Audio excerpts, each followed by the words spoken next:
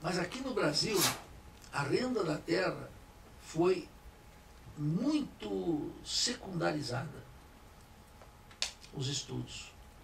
Eu fui ver o que tinha e encontrei muito pouca coisa. Pode ser que eu esteja mal informado. Mas tem os textos daquele professor da Unicamp,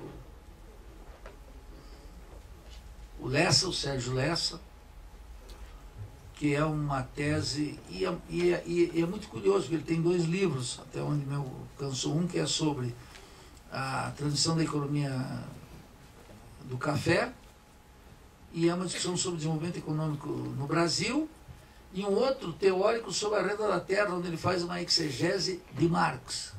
Mas os dois são descolados. A renda da terra, as categorias de Marx não são aplicadas diretamente para analisar o problema agrário. Então há a denúncia do latifúndio, há a discussão sobre os preços, mas não orientados pela renda da terra. Quer dizer, o que mostra claramente que naqueles estudos mais de orientação marxista, mais importantes e mais consistentes, o tema da terra, da renda da terra, tal como Marx apresentou no tomo 3 do Capital, não orientou a análise detalhada do latifúndio a partir das categorias, tal como Rui Mauro Marini fez sobre dialética da dependência para mostrar o tema, sobretudo, do capital industrial. Sobretudo do capital industrial. Então, a valorização da renda da terra para entender o desenvolvimento capitalista brasileiro não é, como se pensou durante muito tempo, uma característica de uma economia exportadora baseada lá atrás, antes de 30, ou na escravidão, no latifúndio, etc. É uma característica fundamental do capitalismo moderno. E na medida que essa dependência foi se aprofundando, com a consequente dependência científica e tecnológica decorrente do raquitismo do capital industrial, a renda da terra passa a ser absolutamente indispensável para entender o desenvolvimento capitalista. Não de um país como a Venezuela, que tem uma riqueza petroleira manifesta, e que 90% das exportações são exportações do petróleo. Ou de uma agricultura exuberante pelas terras úmidas, pela pampa úmida da Argentina, que basta jogar lá uma semente que vem com uma exuberância total. Quer dizer, uma renda da terra que explica o desenvolvimento capitalista, a grandeza e a pobreza da Argentina. Mas passou a ser um elemento de toda a economia latino-americana. Isso apareceu muito claramente na Bolívia e no Equador, motivo de divergência das comunidades indígenas e da CONAI contra o candidato de Rafael Correa no Equador.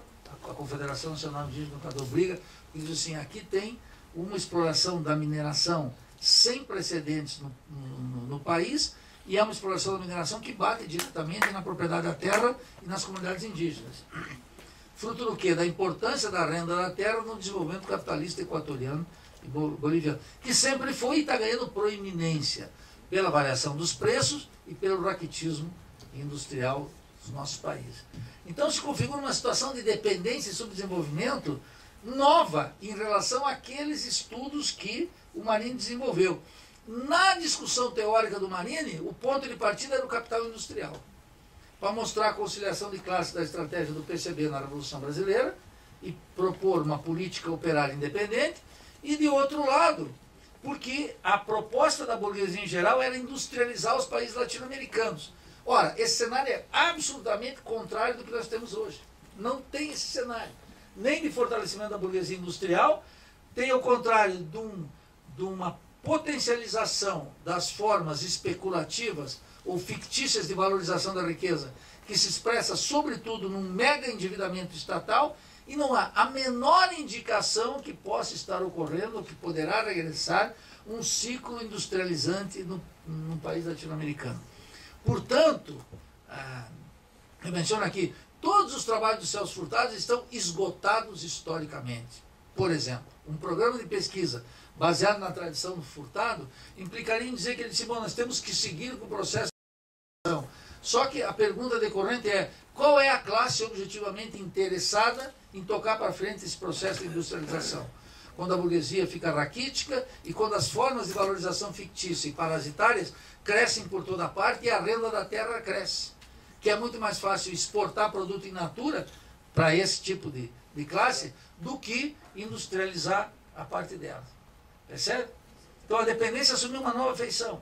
E aí nós teríamos que completar a dialética da dependência com o estudo do capital fictício e o estudo da renda da terra. Vem esse tema aí. Bom, se isso é assim, e eu estou convencido que isso é assim, coloca-se um problema fundamental, que eu quero fazer uma reflexão, colocar aqui algumas hipóteses, que nós temos discutido na estratégia da Revolução Brasileira a importância do nacionalismo como força revolucionária. E é uma decorrência direta disso. E eu sei, tenho clareza, que nós estamos num país em que os marxistas, de maneira geral, são antinacionalistas.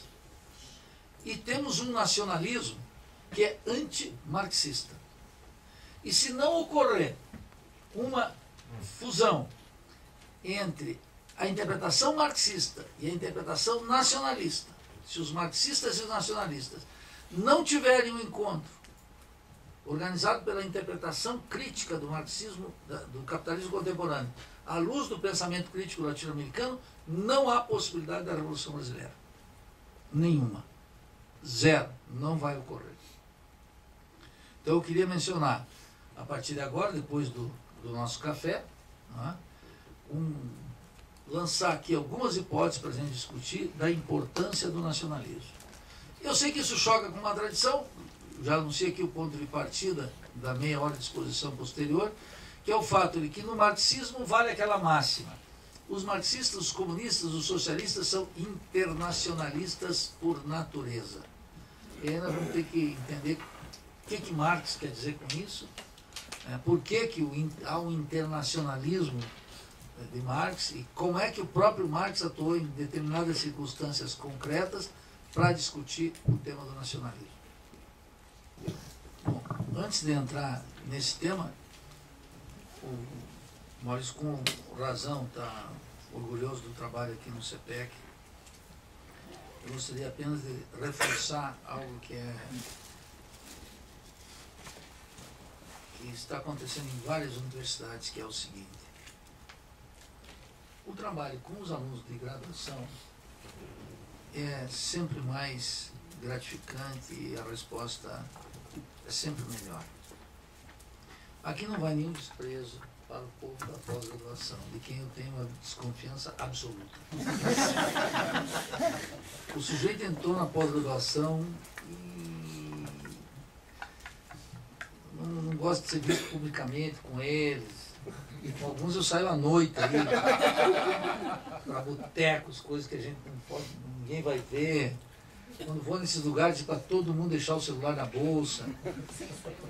Mas tem íntima relação com isso, com esse trabalho aqui do CPEC, que é o seguinte: é verdadeiramente espantoso que a universidade vai degradando a graduação e aí busca, na medida em que degrada a graduação, ela vai buscando os melhores da graduação para levar ao mestrado. Aí também empobrece o mestrado, vai buscando os melhores para levar para o doutorado. E a política devia ser exatamente oposta. Melhora a graduação. Vai ter muita gente indo para mestrado e para o doutorado. Mas tem uma coisa sobre o futuro da universidade brasileira, que a maior parte das pessoas que buscam a universidade brasileira buscam para fazer uma graduação. Não buscam para ir para a pós-graduação. Buscam para buscar uma profissão, pronto. E não tem direito a uma graduação crítica, de qualidade, etc. E tal. Eu não gosto desse bordão, crítica de qualidade porque socialmente referenciada. Ora, uma universidade reacionária é socialmente referenciada. Tudo é socialmente referenciado. Mas esses bordões. Então, o trabalho com os estudantes da graduação é efetivamente o que justifica o trabalho na universidade, onde tem mais alcance. E tem uma coisa que é fundamental, o aluno de graduação ele não tem os vícios e as manhas que os alunos de mestrado e doutorado já possuem. E que já possuem porque são sobreviventes. É uma loucura o que acontece. Então, de fato, eu quero dizer que eu me sinto honrado com esse convite aqui, de participar dessa experiência, de contribuir com esse esforço, também aqui lendo a partir das sugestões e conversando com o pessoal da criminologia crítica, claro que força o cara a sair da disciplina dele, né, economia, política, você tem que pegar outras coisas, tem que malhar em ferro frio, uma área que... E tu se defronta com o tema do especialista, que eu denunciei aqui como bárbaro moderno, né? O especialista, o cara é muito bom em contas nacionais, muito bom em economia. E por isso mesmo que é um ignorante em tudo, né? E o mesmo vale para o advogado, para o historiador e para todos nós. Então, eu me sinto muito honrado de participar dessa experiência, é um privilégio. Agradeço, obviamente, o Maurício e a atenção de todos vocês aqui, com quem a gente pode conversar no café, em vários locais aqui. Está sendo muito proveitoso.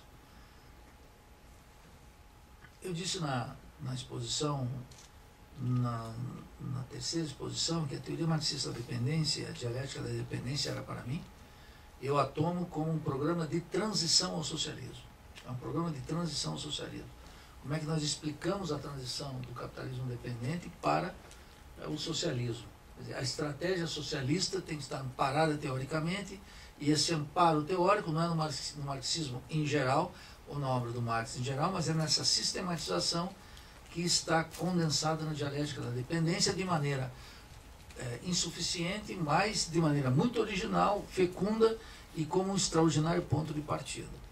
Agreguei hoje aqui a importância de nós discutirmos, vincularmos, junto com aquela reflexão sobre capital produtivo, produção de valor e transferência de valor, articular com isso com a renda da terra e com o capital fictício, que é o que a gente está fazendo lá no IELA, no Instituto de Estudos Latino-Americanos, com os estudos do grupo do capital e com outros estudos de outros autores, e sobretudo revisando criticamente todos os estudos marxistas que existem sobre renda da terra na América Latina, em especial fora do Brasil, porque no Brasil tem, até onde eu alcanço, muito pouco, quase nada. Então, nesse tema da transição ao socialismo, é que eu situo a reflexão sobre o nacionalismo. Quando eu disse aqui, tem uma lei do valor geral e o Estado Nacional, é que uma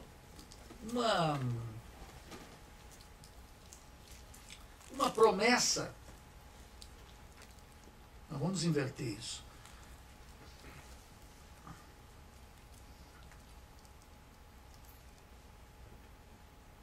A lei do valor, ela está vigente em escala global. E a sua função, precisamente que ela ganhe cada vez mais conteúdo e sentido universal. E que o valor circule de maneira global. Por isso que um problema na análise marxista das crises, etc., é verificar a taxa de lucro. Como é que é essa taxa de lucro? Por mais que essa taxa de lucro é uma taxa de lucro global. Nós observamos, por exemplo, no Bureau de Estatística dos Estados Unidos, o BEC, vocês podem ver lá, eles têm o cálculo, na estatística oficial lá dos Estados Unidos, do Departamento de Comércio, eles têm o cálculo da taxa de lucro. Você veja que é como se fosse pegar aqui o Banco Central, e eles têm um cálculo. Qual é a dificuldade? A dificuldade é uma aproximação crítica muito boa, que vários marxistas tomam. Meu amigo Orlando Caputo, no Chile, toma isso com muito cuidado. Mesmo aqui, o Zé Martins, aqui no Brasil, que é do 13 de maio, toma isso também como referência. Mas é óbvio que tem um problema aí, porque a taxa de lucro só poderia ser calculada em escala global. E aí já se apresenta um problema sério, metodológico, etc. É difícil, como é que vamos calcular isso para fazer, digamos, uma aproximação crítica do conceito taxa de lucro e verificar se de fato está havendo por exemplo, num período de crise, uma queda tendencial da taxa de lucro, etc. Quando a gente observa isso na economia dos Estados Unidos, se pode verificar. Então, por exemplo, o Orlando Caputo mostrou que precisamente de 2000 a 2007 e 2008, nos Estados Unidos, a taxa de lucro nos Estados Unidos era crescente, não no movimento exponencial, era um crescimento quase vegetativo, mas era crescente. Porém, e esse é o detalhe, essa taxa de lucro crescia não porque a taxa de lucro crescia dentro dos Estados Unidos, mas por efeito de outro fenômeno importantíssimo, que eram as transferências de lucros de toda a periferia das multinacionais para lá. Então, a taxa de lucro interna nos Estados Unidos, ela tinha uma tendência de baixa, que era compensada pela transferência de valor das multinacionais, e o resultado deslocava a curvinha para cima outra vez. E os Estados Unidos, então, calculam lá no Bureau de Estatísticas, que é o Bureau de Estatísticas americano, né, o BER, ele calcula qual é a parte da taxa de lucro nacional e a taxa de lucro que vem das transferências. E aí tu observa muito claramente a importância da periferia e das multinacionais para o funcionamento da economia imperialista mais importante do mundo moderno, é a locomotiva da economia capitalista mundial. Bem, de qualquer forma, o que eu quero dizer é o seguinte: a lei do valor, ela implica em produção de valores em escala global, mas ela implica nessa transferência. O sistema vive na exata medida dessa vitalidade. Quer dizer, quanto mais livre for a lei do valor, como mostra esse movimento da taxa de lucro nos Estados Unidos de 2001 até 2008, 2009, mostra que quanto isso for mais intenso, melhor é para a dinâmica do sistema. Vamos colocar aqui para a dinâmica dos Estados Unidos, para a economia capitalista, para o motor da economia capitalista. Agora imagine que nós tivéssemos em cada país latino-americano um Hugo Chávez no governo. Só imaginação. E imagine que esses governos de corte nacionalista começassem não só a expropriar empresas estrangeiras, ou fizessem como João Goulart e estabelecesse uma lei de remessa de lucros, impedindo que grande parte dessa mais-valia produzida no país periférico fosse transferida para os países centrais. Ora, isso afetaria diretamente a taxa de lucro geral dentro dos Estados Unidos e, em determinadas circunstâncias, poderiam complicar, como hipótese, poderiam complicar o funcionamento dessa economia, do motor da economia capitalista. De cara, nós poderíamos dizer, com a experiência de 1999 até 2007, 2008, a taxa de lucro seria decrescente nos Estados Unidos. E teria um problema sério para os grandes monopólios, para as transnacionais estadunidenses. De tal maneira que se coloca aí que isso seria fruto de uma proposta nacionalista. Os países da periferia, vamos pensar uma coisa mais concreta do que um Hugo Chávez em cada país latino-americano. O Nildo Rix, presidente da República no Brasil. Mas é uma coisa mais plausível, viável. Então vamos determinar imediatamente que as multinacionais, nos próximos 4 anos, não poderão transferir lucros e dividendos para fora. Não tem como. Não pode ter remessa de lucro. Podem reinvestir aqui. Bom, essa medida de corte nacionalista afeta direta. É claro que esse investimento aqui poderia assumir, por exemplo, aumentaria a taxa de investimento das empresas transnacionais. Ou nós poderíamos, como recomendaria a minha orientação bolivariana, aumentar a taxa de imposto sobre o lucro auferido aqui, arrecadar impostos para o Estado e criar uma política para substituir importações. Chamar uns capitalistas aí, o Thiago não vai mais ser doutor em Direito, vai virar um capitalista, vem para cá, tu vai fazer, imprimir livros de criminologia crítica para vender a cântaros, todos eles, a primeira parte, toda uma parte de obra de Marx, a segunda parte, vou fazer um livro neutro, assim. Bom, Então, claro, o Estado estaria criando um capitalista. Mas estaria complicando, ao mesmo tempo, o funcionamento global do sistema. Então veja que nessas circunstâncias, uma política nacionalista afeta uma regra de ouro do sistema, que é a vigência global da lei do valor. E a necessidade que o sistema tem de extrair um valor permanente da periferia para o centro. O nacionalismo, nesse sentido, afetando um mecanismo decisivo do capitalismo em escala global, ainda que possa estar criando um capitalista na periferia, ainda que possa estar substituindo importações. Então não vamos mais produzir a parte elétrica dos automóveis, etc. Vamos produzir aqui, não vamos importar. E os aviões da Embraer vão começar a fazer o motor, nós vamos produzir aqui, etc. E vai dar lucro capitalista aqui, ele complica o sistema em escala global. E é por essa razão, não tem nada que ver com o comunismo internacional. Nada. Que todo aquele debate sobre algo que é uma expressão que eu nunca usei, mas meu amigo Valdir Rampinelli lá usa, que no período da Guerra Fria, que eu digo, bom, no período imperialista, mas o pessoal, sobretudo de relações internacionais, usa a expressão Guerra Fria, etc., de bem, a ação dos países imperialistas aqui, eu digo, bom, veja o caso cubano, acabou a Guerra Fria e a hostilidade do imperialismo estadunidense para a Revolução Cubana segue igual. E os cubanos não estão exportando a guerrilha nem a revolução, ao contrário. Os cubanos agora deram uma demonstração cabal disso, organizando lá em Havana o acordo entre o Estado cubano e as Farc como força beligerante, reconhecida pelo Estado, para um acordo de desmobilização da luta armada na Colômbia, que é uma tragédia, com aquele terrorismo de Estado e tudo mais.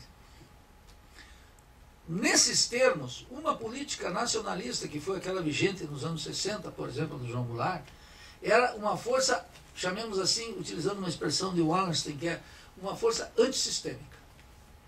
Um governo nacionalista adquire uma força antissistêmica. E o governo dos Estados Unidos, o que fez? Na verdade, atacou todos esses governos que faziam reformas nacionalistas como uma ameaça comunista. Então todo mundo pegava isso como se fosse uma ameaça comunista. Mas isso tinha uma função, segundo minha compreensão absolutamente ideológica, de atribuir ao comunismo um poder que é, na verdade, das forças nacionalistas e das reformas que estão sendo colocadas aqui. Até 1964, era motivo de orgulho, em grande medida, de ter um ideário nacionalista. É claro, no caso brasileiro, e no caso latino-americano em geral, esse nacionalismo estava homogeneizado por uma vertente burguesa. E nós poderíamos então caracterizar, esse é o nacionalismo de extração burguesa. Mas é claro que esse nacionalismo conviveu durante muito tempo com o seu adversário no meio do movimento operário, das forças nacionalistas, que era o nacionalismo revolucionário, que eu não canso de divulgar e de reivindicar. Tem um nacionalismo de expressão revolucionária. No terreno teórico, bateria o seguinte: essa é uma força nacionalista que luta contra a vigência da lei do valor. E na medida que o Estado pode se apropriar desse excedente produzido aqui e mantê-lo no interior da nação, e não seja apropriado por empresas de corte capitalista, ele pode adquirir ainda uma vitalidade muito mais importante. Ainda que eu tenha clareza que esse Estado que se apropria desse excedente produzido aqui é um Estado de natureza capitalista e que, portanto, não está assegurado nada a princípio. Por isso que o imperialismo permitiu durante um tempo, embora não estivesse contente, eu disse isso, que o setor petroleiro, que era privado, passasse a ser um setor de controle estatal. Era melhor que fosse diretamente explorado por empresas estrangeiras. Mas se for explorado pelo Estado, e o Estado tiver que pagar dívidas, tiver que importar equipamentos, etc., esse excedente petroleiro é usado e migra para lá. Não, a forma estatal não necessariamente garante a apropriação desse excedente. Porque aí nos defrontamos com o fato de que o Estado é um Estado de classe. Percebe? E no sistema capitalista é assim. E nos países latino-americanos foi assim. Foi o caso, por exemplo, do México, como país petroleiro, e foi o caso da Venezuela, como os dois principais países petroleiros da América Latina. A Colômbia tem petróleo, o Equador tem petróleo, agora o Brasil tem petróleo, e vai se tornar um país exportador de petróleo, etc. e tal. Mas os dois casos fundamentais é quando o petróleo foi estatizado e se tornou uma riqueza estatal, o imperialismo tinha formas concretas de extrair esse excedente. Mas já é mais complicado, porque aí precisa derrubar o governo, esse governo tem capacidade de mobilização. Então, o que era, por exemplo, absolutamente incômodo, inaceitável para o imperialismo no caso da Venezuela? Que já estão me informando aí, voltou as manchetes hoje, né? Tem coisa que acontece na Venezuela que é extraordinário. O que acontece? Agora me perdi aqui. Não, o que acontece na Venezuela é o seguinte, que esse excedente petroleiro gigantesco, o que o Chávez fez? O que era inaceitável? Recordei. É inaceitável que o Chávez mostrou pela primeira vez esse excedente petroleiro caiu na mesa do venezuelano. E o excedente petroleiro verteu para as classes populares sobre a forma mais odiosa, o caminho mais odioso para um liberal puro, para um capitalista, que foi a forma de subsídio. Por que o liberalismo de direita odeia o subsídio? Porque é muito difícil de tirar. Vou dar só um exemplo aqui para nós, dessa miséria que foi o Bolsa Família. Eu não sei se vocês lembram que, acho que há 2 anos, teve um problema com o pagamento do Bolsa Família pela Caixa Econômica Federal nos estados do Nordeste, acho que era Pernambuco. E quando aquilo não pingou o dinheiro no dia, eram milhares de pessoas que se mobilizaram na frente das agências, com o temor de que não seria pago. Ou por que não caiu? Porque a necessidade imprime, o cara tem que cair naquele dia, é fundamental, porque ele precisa comer, ele precisa pagar as contas, precisa, aquilo é decisivo, aquilo é uma lei dos pobres, é uma questão de vida ou morte. Aquilo deu uma mobilização popular, que eu olhava aquilo e dizia assim, olha a força do subsídio. Por isso que os liberais não querem. Imagine o seguinte, dá subsídio que vem do petróleo para o transporte coletivo. Subsidia o transporte coletivo, como a Argentina. Durante o governo Kirchner, o transporte coletivo era subsidiado. Chega um Macri e diz assim, bom, tem que tirar esse subsídio. Como é que, diríamos lá em Joaçaba, como é que vai tirar isso desse supetão? Como é que vai tirar isso? Se tirar isso desse supetão, cai o mundo. Porque a massa, imaginem, o sujeito está pagando R$ 2,50 e no outro dia R$ 3,50. Cai a casa. É quebradeira total, movimento total, etc. Por isso que os liberais odeiam o subsídio. Eles odeiam mais o subsídio do que o imposto. Por razões óbvias, não é? E, inclusive porque eles não pagam imposto. Quem paga imposto é a massa. Nós pagamos imposto. Os capitalistas não pagam imposto, esses cretinos. Nós temos, porque são proprietários, mas também porque toda a miséria do burguês é uma desgraça. E claro, e aí eles contratam os advogados, não que eu queira falar mal, contratam os advogados e fazem aqueles escritórios. O direito tributário é uma área suculenta nas faculdades de direito. Não é a criminologia clínica, é o direito tributário. E dali saem grandes patrimônios e qualquer causa é uma causa razoavelmente volumosa. Basta ver a litigação lá no CARF, por exemplo, né? São alguns milhõezinhos. A primeira estimativa da Polícia Federal é 19 bi. Então é uma coisinha assim razoável. Mas o que acontece aqui? Esse excedente chega na mão do povo. O Chávez foi odiado, porque esse excedente criado na Venezuela não só não ia totalmente para fora, como era distribuído na mão do povo. Era uma política nacionalista de produção de um excedente aqui, a apropriação desse excedente. Grande parte desse excedente continuou indo para fora. O que matou a Revolução Democrática Bolivariana é uma conta de capitais abertos e o fato de que a riqueza petroleira está indo para fora durante o governo Chávez. Se eu disser o seguinte, vamos pegar aqui a exportação de capitais como um critério de um governo neoliberal, o governo de Hugo Chávez teria que ser tipificado como governo neoliberal. Porque a riqueza petroleira que fica na mão da PDVSA acaba indo para fora pelo sistema bancário privado e pelo sistema bancário estatal, os bancos do governo. Aí tem toda uma discussão para fazer que não dá tempo de dizer aqui, acreditem no que eu estou dizendo. Porque, ademais, eu sou um bolivariano. Não caluniaria o governo assim. Tem que ter uma certa sofisticação para caluniar.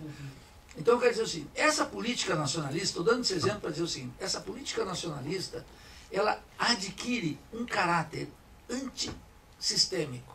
Mas eu diria mais, ela vai adquirindo um caráter anticapitalista. E ela pode adquirir um caráter anticapitalista.